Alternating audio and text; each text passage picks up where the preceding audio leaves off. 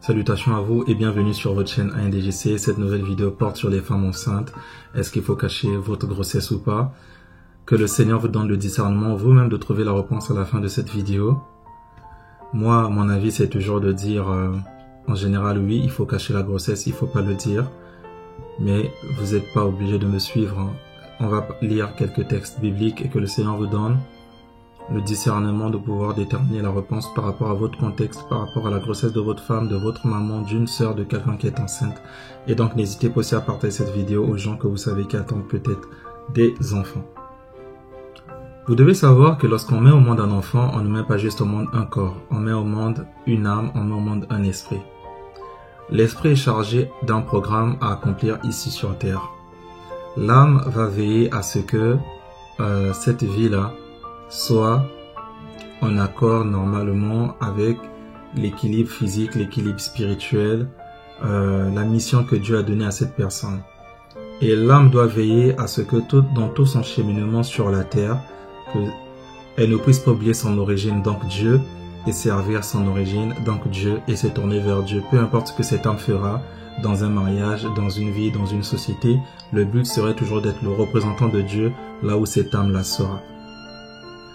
Sauf que si cette âme est éloignée de sa mission, en fait, cette âme va errer sur la terre sans jamais savoir pourquoi elle est sur la terre et qu'est-ce qu'elle doit faire.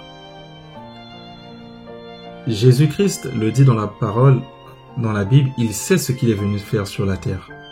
Il sait d'où il vient, il savait où est-ce qu'il partait. Nous, souvent, on ne sait pas d'où on vient et on ne sait même pas là où on part. Pourtant, le Seigneur Jésus-Christ nous donne plusieurs indices pour comprendre qu'on vient de lui. Parce que la Bible dit que tout a été créé par lui. Et qu'on doit vivre pour lui, la Bible dit, pour lui. Maintenant, cette étoile-là que Dieu met en nous, ce talent-là que Dieu met en nous, ne vient pas à l'école primaire, ne vient pas au collège, non. C'est déjà en nous depuis avant même qu'on soit dans le ventre de notre mère. C'est juste que le jour où nos parents se sont associés, en fait, ils ont formé par leurs échanges d'hormones là, de sécrétions, ils ont juste formé l'œuf et notre corps a commencé donc sa jeunesse à partir de cet embryon là.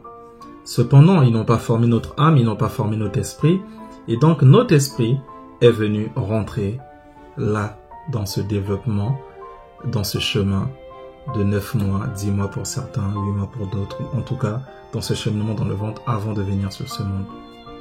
Mais le monde invisible est au courant de qui vient dans votre grossesse. Vous avez, avec votre mari, mis au monde un enfant, mais cet enfant en fait vous appartient, c'est vrai.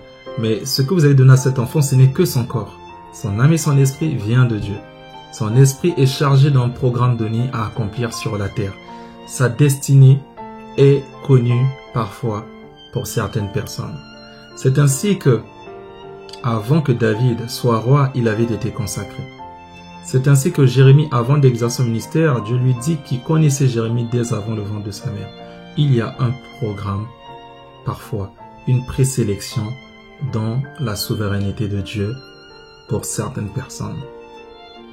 C'est ainsi que Dieu avait suscité, comme la Bible nous le dit, Pharaon à dessein pour pouvoir déployer sa gloire, montrer sa puissance.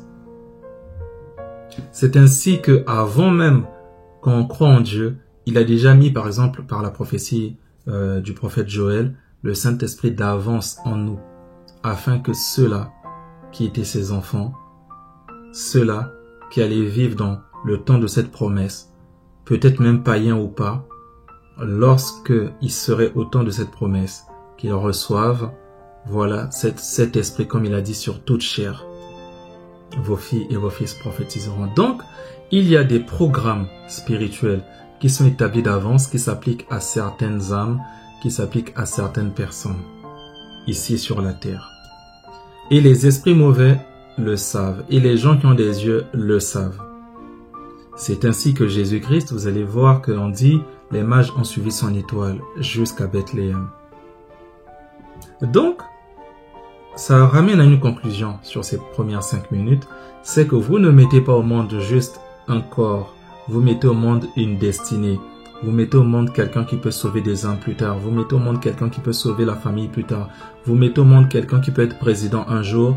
Et ça, il faut être conscient de ça, que vous mettez au monde des destinées. Et c'est important, rien que ça, de protéger ces destinées. Pourquoi? Parce qu'il y a des voleurs d'étoiles. Il y a des gens qui vont venir tuer l'enfant dans le ventre. L'enfant ne viendra jamais au monde. Et je prie d'ailleurs pour tous ceux qui sont enceintes qui suivent cette vidéo, que le Seigneur vous épargne des fausses couches. Que toute tentative du diable de tuer votre enfant dans votre ventre n'arrive pas. D'ensorceler votre enfant depuis le ventre ne puisse pas fonctionner. Par le nom puissant de Jésus-Christ de Nazareth. Je continue mon propos. C'est ainsi que cet enfant ou même cette femme peut être touchée depuis le ventre ou pendant la grossesse. Pourquoi? Parce que l'enfant à ce stade-là est encore très vulnérable. Pourquoi? Parce que la femme s'est connue spirituellement que pendant la période de la grossesse, la femme est très faible. J'aimerais dire juste une chose simple, qui est même prouvée biologiquement. Les femmes enceintes, vrai ou faux que pendant la grossesse, le taux immunitaire de la femme diminue? Tapez sur Google, renseignez, vous allez voir que même pendant la grossesse, la femme perd des vitamines, perd de l'énergie. Et ça, ce n'est pas qu'une réalité physique, c'est aussi spirituellement que ça se passe. C'est ainsi qu'une femme enceinte ne doit pas aller dans certains lieux. C'est ainsi que, par exemple, en Afrique, on ne fait pas les cérémonies comme la dot lorsque la femme est enceinte.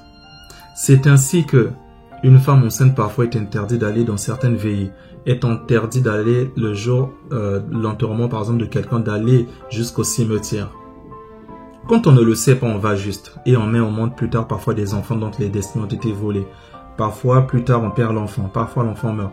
Le but c'est pas de faire vivre quelqu'un dans la loi ou dans une quelconque peur, non. J'ai dit au départ que le Seigneur vous donne la conviction par rapport à votre vie de déterminer qu'est-ce qui est mieux pour vous. Donc, rien que le fait de savoir que quand vous mettez au monde une destinée, vous devez protéger cette destinée, devait vous pousser dans la mesure du possible, si c'est possible, de vivre caché avec votre grossesse. Que personne ne soit au courant dans la mesure du possible. Dites ça peut-être à un cercle renfermé de personnes, mais gardez ça d'abord pour vous. Je ne dis pas que vous ne devez pas dire juste à une personne parce que la personne est mauvaise ou pas, non. Mais vous pouvez dire à une personne, même si vous dites à la personne ne dit pas, la personne peut aller dire à une personne pour dire ne dis pas. Mais la troisième personne qui va recevoir cette information, vous ne connaissez pas son état d'âme. Surtout lorsque vous savez que la personne à qui vous êtes en train de dire ne dis pas parle beaucoup. Et puis, comme on dit, la meilleure manière de garder un secret, c'est de ne jamais divulguer finalement ce secret-là. Et donc, comme les fœtus sont vulnérables, comme la femme est vulnérable, il faut protéger la grossesse. Il faut protéger la grossesse. Cette protection n'est pas seulement le fait de rester à la maison, mais cette protection doit arriver au niveau des prières.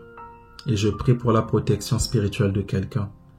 Que toute caméra dans votre maison, tout miroir magique qui puisse permettre qu'on puisse vous détecter à distance, tout élément dans votre maison qui est un micro spirituel, qui informe le monde de ténèbres de tout ce que vous êtes, de tout ce que vous êtes en train de faire, soit désactivé dans le nom puissant de Jésus-Christ de Nazareth. Faites souvent ce genre de prière, tous les jours, tous les jours, tous les jours. Pourquoi? Parce qu'on le sait, dans le monde spirituel, la distance n'est pas une barrière. Vous pouvez cacher votre grossesse.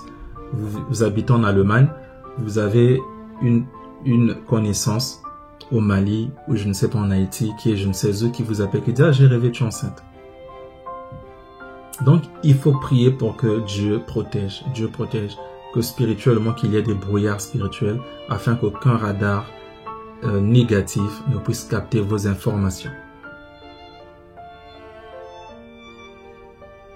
Aussi, j'aimerais dire à quelqu'un, lorsque c'est bien réussi, c'est-à-dire lorsque spirituellement, vous avez fermé les portes, lorsque spirituellement, vous avez protégé votre enfant, souvent, dans la majorité des cas, l'accouchement, même si vous êtes dans une famille où les gens ils meurent beaucoup, les gens ceci, les gens cela, dans la majorité des cas, vous allez voir que ça se passera bien. L'accouchement plus tard. Souvent les gens vont dire oui, je connais quelqu'un, il avait caché la grossesse, mais l'enfant est toujours mort, et c'est quand il avait dit que l'enfant est venu au monde, oui, mais ça ce sont des exceptions. Dans la majorité des cas, c'est pas ça. Et même dans cette exception, comme je vous ai dit, cacher l'enfant ne veut pas juste dire rester à la maison. Non, vous pouvez rester à la maison si votre maison est perméable aux mauvais esprits. Quand ils quittent leur corps, ils viennent chez vous là. Ils voient que tu es enceinte. On va te poser la question de savoir, tu es enceinte? Toi, tu vas dire non. Eux, ils savent que tu es enceinte. Donc, c'est pour dire à quelqu'un que le plus important, c'est de pouvoir cacher spirituellement et physiquement sa grossesse. Maintenant, si vous ne pouvez pas parce que vous travaillez, parce que vous êtes dans un lieu, parce que vous êtes tombé enceinte dans une maison, dans une cour familiale, là où vous ne pouvez pas cacher la grossesse, vous ne pouvez pas dire que vous êtes là, en ce moment-là, doublez la prière. Dites à votre mari, parce que je sais quand c'est comme ça, quand on est enceinte, c'est pas facile d'avoir une vie de prière. Quand on est enceinte, on est fatigué, ni nanani. Dites à votre mari, faites des prières, consacrez votre ventre, vous prenez la Bible, vous mettez sur votre ventre, vous priez. C'est pas une doctrine que j'installe. Je vous dis, Seigneur, que ta parole rentre dans mon ventre, demeure dans mon enfant, demeure en moi. Seigneur Jésus-Christ, tu es la vie, que ta vie soit sur moi, que je ne meure pas, que je ne fasse pas de fausses couches, que déclarer beaucoup. On fera un jour d'autres vidéos dans ce style où on rentrera en profondeur sur 2 ou 3 aspects liés à la grossesse, à la préparation de la grossesse. Ma femme est aussi beaucoup plus outillée pour ça. J'espère que un jour elle fera des vidéos sur ça, comme elle a fait sur sa chaîne YouTube. J'espère qu'un jour elle interviendra ici. En tout cas, que Dieu vous bénisse et que vous puissiez en cet instant où je suis en train de parler, rentrer en vous, comprendre que vous êtes porteuse d'une destinée et que vous avez le devoir de protéger cette destinée et que les mauvaises paroles existent. Il y a des gens qui ne veulent pas que vous puissiez être enceinte. Quand ils sauront que vous serez enceinte, ils vont parler. Ils vont parler. Parfois, quand ce sont des mauvaises paroles, dans le monde spirituel, ce sont des flèches qui vous attaquent, qui attaquent la santé de votre enfant. Et que vous avez le devoir de protéger votre enfant face à certaines maladies. C'est comme ça que vous n'allez pas comprendre pourquoi votre enfant, depuis qu'il est né, il était en bonne santé, mais il tombe régulièrement malade. Ou depuis ta grossesse, tu ne tombes que malade. Tu peux expliquer tout ça biologiquement, dire oui, il y a des grossesses compliquées. Oui, c'est vrai. Mais il y a certains malaises pendant la grossesse qui ne sont que le reflet des combats que vous endurez spirituellement. Parce que tout le monde ne veut pas que vous puissiez être enceinte. Parce que le diable ne veut pas que ce Jésus qui est dans ton ventre vienne. Ce Jean-Baptiste qui est dans ton ventre vienne. Ce Moïse qui est dans ton ventre vienne. Ce Jérémie qui est dans ton ventre vienne. Alors, comme il ne veut pas que cette Marie qui est dans ton ventre vienne, que cette Judith qui est dans ton ventre vienne, il combat cela. Parce qu'il veut soit initier l'enfant à la sorcellerie depuis le ventre, soit tuer l'enfant et que vous puissiez faire une fausse couche, soit vous tuez, vous deux, soit te tuer. Donc, vous tuez plutôt. Donc, vous avez plusieurs cas. On fera des vidéos, comme j'ai dit, en fonction des cas, où on parlera un peu plus en profondeur de certaines choses à faire. Que Dieu vous bénisse. N'ayez pas peur en tout cas. Soyez juste dans la prière et demandez à Dieu, par rapport à cette vidéo, si vous connaissez ça, tant mieux, quel est le discernement à appliquer. Est-ce que vous devez garder la grossesse pour vous ou pas? Demandez à Dieu et en fonction de la destinée de votre enfant, il va vous répondre et vous donnera la conviction. Bien de choses à vous.